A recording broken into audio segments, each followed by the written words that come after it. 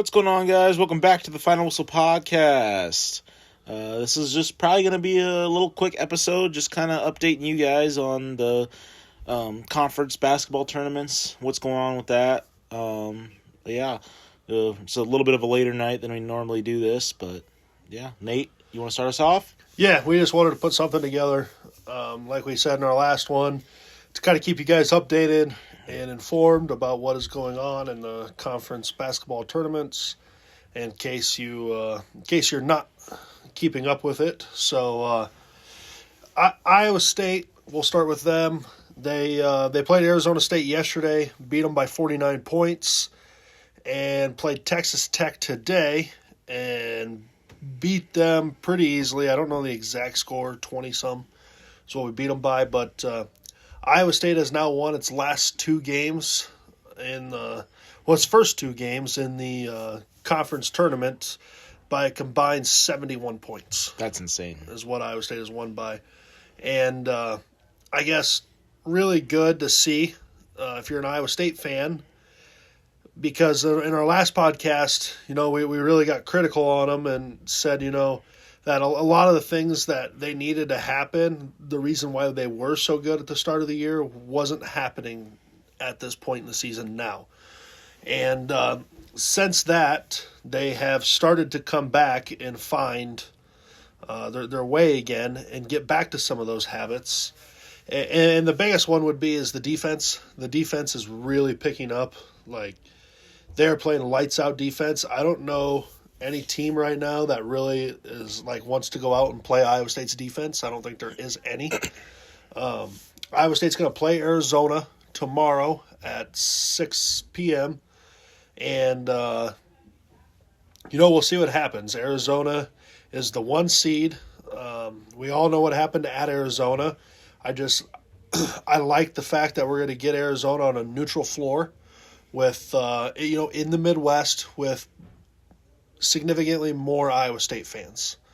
I think that those things work in Iowa State's favor for tomorrow. And then with the defense that we've been playing the last two games, if we could play that same level of defense tomorrow and and rebound, we've been rebounding really well the last 2 days. We have been. If we could do those two things against Arizona, this is going to be a game. And Vegas sees it because Arizona's only a 4.5 point favorite. So, and that's a lot of credit, I think, going to the Iowa State team. I thought when this line came out, I thought it was going to be somewhere between 6.5 to 8.5, and it's at 4.5. So, I think Vegas is showing a lot of respect for Iowa State in that regard. Yeah, and they've just, these two games have been a completely different team than the last second half of the season. They look like they did the first half, like you said. We're playing great defense. I feel like we're taking smart shots.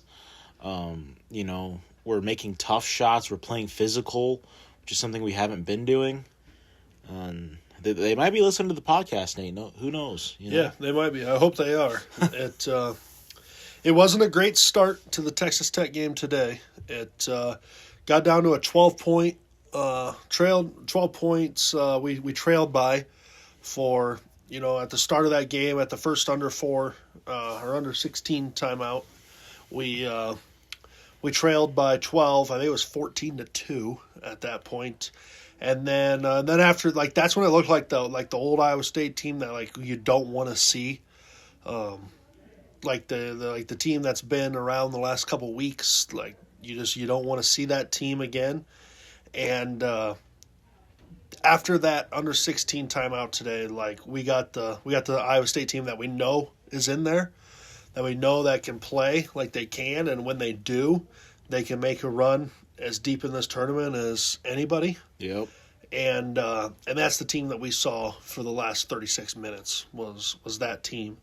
So, but yeah, it was a good win, both really good wins by Iowa State. Arizona State's not great, but they're also not a terrible team. And the way Iowa State was just able to impose their will over Arizona State. We made their coach get fired. Yes, Bob Hurley got fired. Technically didn't get his contract renewed. He knew that, I think, going into that game. I think he knew it the day before that too, that this was going to kind of be his last hurrah. They were going to let him coach out the rest of the year, and he was going to be done. I don't know if you listened to like the interviews that he had. Did you listen to any of that? I did not know. It was kind of funny. So a reporter had asked him. We're talking about Bob Hurley, the Arizona State head coach. And the reporter asked him, he said, have you been notified that your contract's not being renewed and that you will be done being the head coach of Arizona State? And he said, well, no, I haven't heard anything. Nobody's told me anything. But the guy you heard it from is a pretty reliable source. So that was funny. That is funny. So he knew it. I think he knew it was coming. So yeah, and you don't like to see that happen, but somebody's got to win and somebody's got to lose, and I'm glad Iowa State was on the upper hand side of that. Yeah, I think if we play how we have been playing these last two games, I think we'll really take it to Arizona. It's going to be a tough game. It's going to be a really good game, hopefully very physical. I'm excited to watch it. I'll actually be able to watch this game. I've been at work. Yeah, these 11:30 tips suck. Yeah, they do suck. I'm at work. You're probably at work. We can't really watch these games. I've been able to keep pretty close track of the last two games. Yeah. I haven't been able to watch like the whole game, but I've been able to keep pretty close track by listening to the radio and or turning it on my phone. Yeah, I've been keeping up with it on my phone, but I can't. It's more exciting to watch the games, obviously. You physically see what's happening. But tomorrow, we'll both be able to watch it. And hopefully, maybe have an update for you guys next week. But by that time, Yeah, so not really sure what we're going to do after this with the podcast is like between here and like the end of the tournament. It's pretty self-explanatory. Like, we really hope Iowa State wins tomorrow. That means they'll be in the championship game Saturday. I don't really think we need to do another pod in between that there. No. And then we're gonna know what like selection Sundays here. We're gonna know what seed we are. So we'll probably hop on and do one before that. Or when we have our seed announced at some point next week, we'll probably hop on before before the start of the tournament next Thursday. Yeah, we might we might fill out a bracket and give you guys our predictions even for that tournament. We should do a final whistle bracket challenge. We should. We could do it on ESPN. Yeah. Me and Joe, we're going to try doing that. We'll start a final whistle bracket challenge on ESPN, but you have to listen to our next podcast to get the code to get in. So if you listen to our next podcast, and we're going to say it at the very end too. Yeah. And you guys are not going to know when it's coming, so you got to listen to the whole podcast. Exactly, and you guys can hop in on me and Joe's Final Whistle podcast bracket challenge. Maybe me and Joe will do a little prize for the winner. But that's a good idea, Joe. I never even thought of that. But that's cool. We will do that, and so make sure you're keeping an ear out for more information on that coming out. It's going to be interesting. Some say that Iowa State has done enough now with beating Texas Tech today to get back to that 2 seed line. Although most brackets still have them at a 3 seed right now. Win tomorrow against Arizona and you're a 2 seed no matter what. I agree. Even if you lose the Big 12 tournament championship game, you're a 2 seed no matter what. I think if we keep it close tomorrow, and you still lose, but I think if you really make that thing a game, then I think the committee has a tough one on their hands. Do you move Iowa State to the 2 line, or do you keep them a 3? I agree. And some of this is going to kind of depend on how other teams play out this weekend. Like, if for an Iowa State fan, you're really watching Nebraska. Like, you're really cheering against Nebraska at this point, and the same with Michigan State, and the same with Illinois. Like, those 3 Big Ten teams, like, you're really rooting against at this point. You're probably hoping that Florida wins the SEC so they don't steal a 2 seed from you. They stay in that 1 seed conversation at this point. And I guess UConn, you're probably also hoping that UConn loses as well. That's kind of who you're competing with in the 2 seed line is those teams. So it'll be interesting. I don't know if Iowa State's done enough right now. I would sure think we got to be getting closer to that 2 seed. I think we're getting closer to the 2 seed than we are to the 3 seed right now. Yeah, I think we're leaning towards the 2. Yeah, and if you could beat Arizona tomorrow, I think you're for sure. You're for sure a 2. Yes, if you beat Arizona tomorrow, you're for sure a 2. Arizona's going to be a 1. Doesn't matter what happens. They can lose tomorrow, win tomorrow, not win the Big 12 championship game, win it. Doesn't matter. They're going to be a 1 seed either way. And I guess Houston would be another team right now that we're buying in with, that that we're trying to get. We're going against for that 2 seed line. So you'd probably like to see a team like Houston lose and not get to that Big 12 championship game. Yeah, and they're playing right now against BYU. It's a competitive game. Last time I checked, BYU was winning, but I'm not 100% sure what the score is right now. Houston is up right now on BYU. Houston is up? Okay. 7 minutes left in the game. Houston is up. But, yeah, you just got to hope that that Houston doesn't maybe make it that far, or one of those other teams like Nebraska, Michigan State, Illinois, UConn loses. Yeah. Like those are the teams you're really, trying to compete with right now for that 2 line. And, so, yeah, but really good stuff out of Iowa State.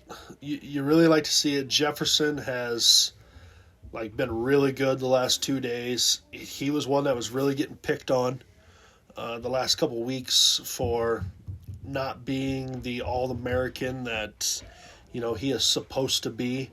And the last 2 days, he's showing a lot. I think I could tell you what he had today. I know he had a double-double again today, and what game does he not get a double-double at this point? I think he had 20 points. He had 18 points, 13 rebounds, and 6 assists. That's great. So, really good stuff out of him. And he's done that the last couple of days. Lipsy had 20 points today as well. Something with Lipsy and playing in Kansas City just works. Yeah.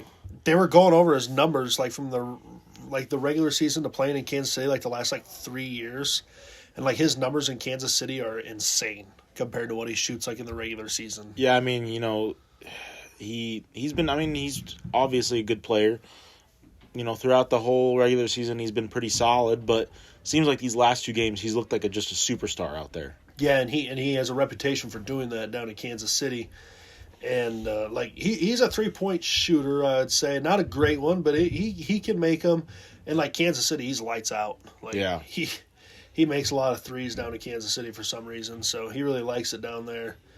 But yeah, so love to see what Iowa State's doing right now. You're getting great contribution, and the best part is Bateman hasn't even really lit up the box score. He's hit some timely threes when you need them, but nothing that's he's not scoring 15, 20 points a game. Same with Heisey. He hasn't really done a whole lot in general, besides playing good defense. But besides that, he hasn't really done a whole lot offensively. He hasn't been really in many plays. Heisey had one cool play today. He had a putback dunk. That was pretty cool today. Oh, yeah. And but yeah, Heisey's the guy that does a lot that you're not gonna see in the box score ever. Yeah. Torrey he's had a tough end of the year, and it continues for him, but you can kind of see he's getting some confidence a little bit maybe back. He made a 3 yesterday in that game. It was a late 3, didn't really mean anything, but for him, I think it meant a lot. He just saw it go in. And I think for the fans that saw it too, that means a lot. Just if you know what that guy's been going through towards the end of this season. And he had a reverse layup today that was really nice. And but yeah, other than that, he is still struggling. His defense has gotten better though. Yeah, he has. His defense has always been really good. It was really elite at the start of the year, and in the middle of the year, towards the end of the year, it was good defense, but it wasn't great. It wasn't what it was. I think right now he's back to that elite level. Yeah, of playing I agree. Defense. I will say, he's been getting better as the year progressed, but talk about the last 2 games. Dominguez Plata. Yeah. He's just been amazing. He's not much of a scorer, but he's had 2 games over. I think he's both had like 11 points each game now. Solid amount of rebounds. He's just been, he's been doing really well. Yeah, Plata was one of those guys, like in our last podcast we said too, like I kept saying all season, this guy's just going to continue to get better as the season goes on. And he did, and then he just kind of hit like a lull where he was not giving us valuable minutes. And now he's back. He's giving us valuable minutes again. And you love to see it because when that guy can give you valuable minutes, like we're a whole different basketball team. Yeah, it helps out the team a lot. Gives Buchanan valuable rest. And Buchanan's played really well, too. He had 17 points yesterday. Today he had another really good game. And the one thing I like about what he's doing right now is he's like dunking the ball. Yeah. He's going up strong with it. Him and Plata are both going up around the rim strong with it right now, and that's what we need. That's what we need the rest of March. Yeah, they're both playing very physical, which is what you need. And we're going to see tomorrow. Like Arizona State has a really good big guy, and Texas Tech lost J.T. Toppin, so they really don't have a dominant big guy anymore. But tomorrow we're going to see what it's like. Yeah, Arizona's another animal with these bigger guys. They play very physical. With Arizona. You're going to get Krivas with Arizona, and he's a monster. So we're going to see if they continue to go up strong with the ball tomorrow. So let's see if we can rebound like we did against them earlier on in the season. But, maybe make our shots this time. Yeah, and Iowa State went on a little bit of a revenge tour today. They beat Arizona State the first time in the regular season, but we're playing our last 3 regular season games of the season. We're playing those again. And that's kind of funny. Like our last 3 games of the season was Texas Tech, Arizona, and Arizona State, and now we're playing them essentially like almost backwards. Yeah. Once again, so yeah, it's kind of funny, honestly. Yeah. But yeah, the Big 12 tournament. We said it was going to be brutal. It's been entertaining so far. It has been. The court adds some extracurricular to it. There's a lot of mixed reviews on the court. Obviously, you have some players that are frustrated with it. Some players like it. Some players say they don't get any grip on it. Some players say they get more grip on it. And it's like, I think it just comes down to a personal thing. Yeah. Like a couple players were saying they were getting like migraines and stuff. Like I get that wouldn't be very fun. Like if that's happening, but I do notice like the teams that have done the most complaining about the court are the ones that have lost. Yeah. And like about the slipping and everything else. Well, like I'm sorry, but like the teams that are beating you, they're playing in the same conditions. They're playing on the same court. And if they're not having problems with slipping, then maybe it's a team issue. Yeah. And I just think either way, like it's March, they're going to find an excuse, why they lost. But I don't think everything can be on the court. But definitely there's been mixed emotions with it. I think it's really cool, the stuff they can do with the court. It'll be interesting to see if they're going to bring it back for next year. Knowing Brett Yormark, I would strongly suggest that he is going to try to bring that court back next year. So, yeah, been mixed emotions on it. And I wish it would looked better on TV. Like when it looks kind of dull on TV. It looks dull. It looks when they show it from like straight up above, it's pretty cool. It's really cool because you can like see like it illuminates up right from like underneath the floor, so it illuminates like straight up. So when the camera's over top of it, like you can really see it. But like when you're on the TV, it looks like gray. It's like a dark gray color. Yeah, it's like dull. Yeah, and you can see like all the panels and stuff like on the TV. Yeah, it doesn't. I don't know what they need to do different. Like I don't know if it could look better in person. Who knows? And I hope it does. And like I don't know if you can turn the brightness up because like when they do it from like over court, like it looks like that court looks bright already. And then you're probably gonna if you try to turn the brightness up so it looks better on the TV, you're probably gonna get more players complaining about headaches or migraines or whatever. Probably. So, probably can't do that either. But I wish it looked a little better. Obviously, the Big 12 is the guinea pig with this. There's going to be issues. Brett Yormark said that today. He knows that. And whenever you're the first one doing something for the first time, there's going to be issues. So, hopefully they look to ways to, make improvements, take all the players and coaches' considerations into next season and see how they can make this better. if they do want to bring it back.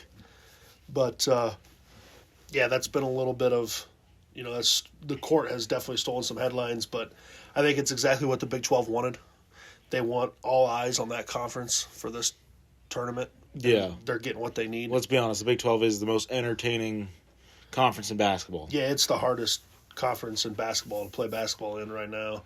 Has been for a long time. The only time it hasn't been, I think, is you could say last year with the SEC, what they had in that conference last year was really good. They were probably the better conference last year, but Houston still made the championship game last year against Florida.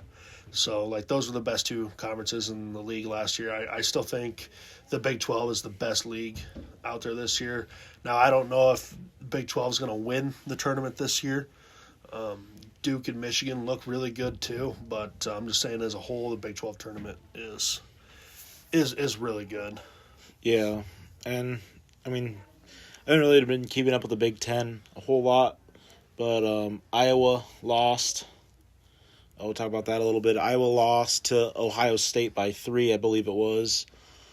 Tough loss for them. It seemed like a back and forth type of game. Iowa was down by 10 with, I believe it was 6 minutes left to go, and they made a little bit of a comeback, but just couldn't execute and win that game.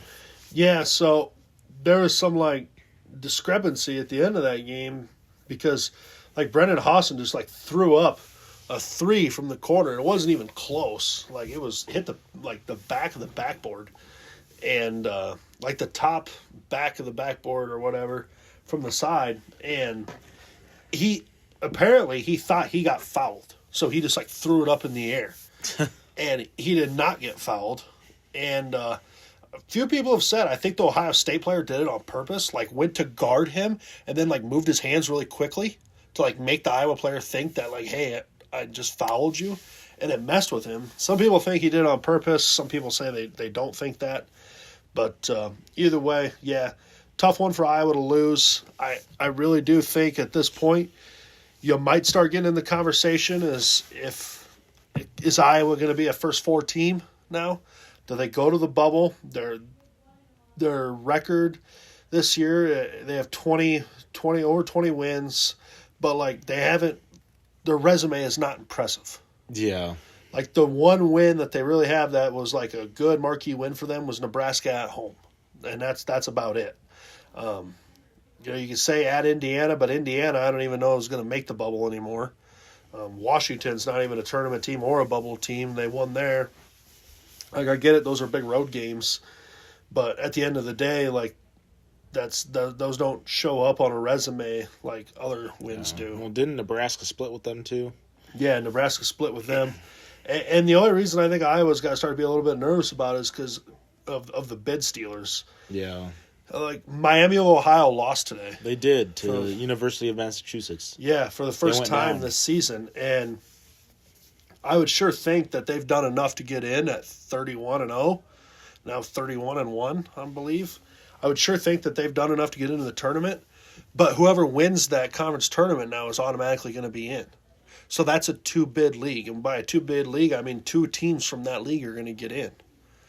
And so, that just stole a spot for somebody in the tournament. Yeah. And that's what we call bid stealers. And so it's the only reason I think Iowa's got to start to be a little shaky here is you got to watch what bid stealers come this week. And I think Iowa, I don't know if they're going to be on the 8-9 line now. More than likely, probably a 10 seed, which is probably a good thing for Iowa because you don't have to go to the second round and play the 1 seed right away because you do not want to do that. And but you also, now you don't know because you lost this game and see what else happens around the league. But you could go to a 10 or you could be an 11 and have to play in. Yeah. And so yeah, that'll be something to keep an eye out on. But, Iowa is done for the week, and they will wait till Sunday to see who they play and where they're seated at for the NCAA tournament. And, so other than that, I'd like to thank our sponsors, Just Toast. Best toast in the country. Yeah, thank you for sponsoring. I'd like to thank Earl's Doghouse for being a sponsor. Yep, good beer, great fun. Just watch out for that manager. Yeah, just watch out for Earl. Depends on what kind of attitude you catch him in on what day. Yep. And Nate and Maddie Can Boxes, I tried to talk to her about, plans moving forward, and didn't seem too committed yet. Yeah. But did seem a little fired up that we have competition in town though. So maybe there's some possible opportunities there. Yeah. But yeah, that's really not much we really wanted to talk about. Just kind of touch on that. We do. I wanted to say, so last time we did a podcast, I asked if there's any way we could get to 25 subscribers, and I don't think we got there, Joe. I don't think so. I think we're still at 20. We're at 21. 21. Hey, we got 21 one. subscribers. I'm happy with that, honestly. I know who the one subscriber is. I talked to him before tonight, so thank you for subscribing. They say they listened to it, just didn't know about the subscribe thing. Well, so. it's good. It's good. We mentioned it, and let people know now that person knows that we post. When we post. I'm trying to get it so that every time we post now, I make it on the Facebook page. Like I said last time, our Spotify is up. That's all there. The link is in the description of the YouTube videos now. It's also on our Facebook page. I posted it, so yeah, go check us out. Go listen to us on there. If you on your car ride home, whatever. But yeah, there's not all much I need to say. Nate, how about you? Yeah, no, keep an eye out for the Final Whistle podcast bracket challenge. We will be doing that, and we'll see if Iowa State can win another one tomorrow. It's going to be really hard. Everybody knows that. I think they know that, but it's survive and advance. We're in March. Yep. All right, everybody. Thank you so much for listening, and we'll talk to you guys next time. Yep.